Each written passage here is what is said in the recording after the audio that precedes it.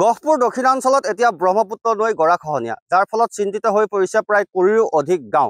মই উপস্থিত আছোঁ গহপুৰৰ বৰতামুলীৰ ৩ নং পাকেনত। সহযোগী দেখাব এখন ব্ৰহ্মপুত্ৰ নৈ প্ৰবাল সোঁত, যিহেতু এতিয়া বাৰিষাৰ সময় আৰু চপৰা চপৰে গৰা খহিছে।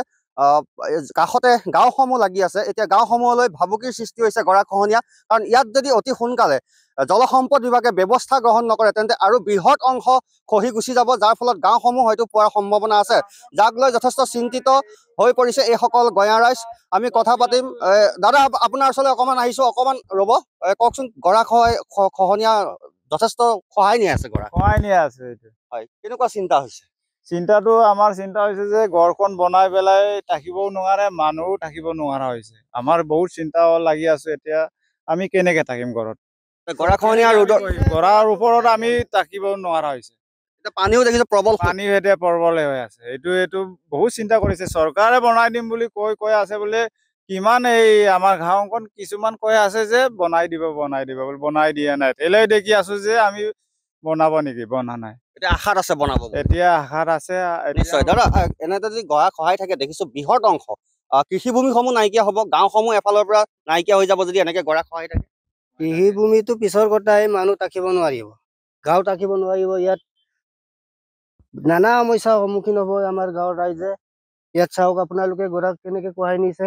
প্ৰতি বছৰে চৰকাৰে ভত্তা দিয়ে, আশ্বাস দিয়ে, প্ৰতিশ্ৰুতি দিয়ে। আজিলৈকে একো এটা স্থায়ী ব্যৱস্থা কৰি দিয়া নাই। আজিলৈকে অমুক ৰাইজে ভুগি আছো।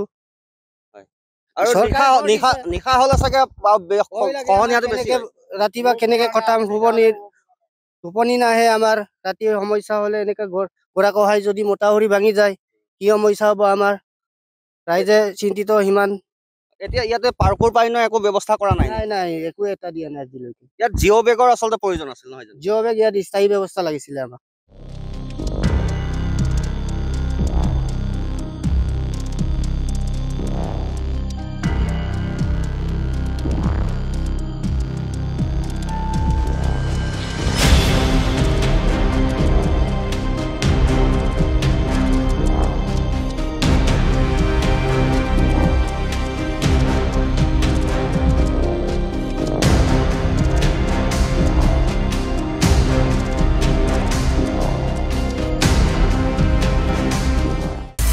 আপুনি বিচৰা বাতৰি পাব কেৱল নিউজ 18 এপত।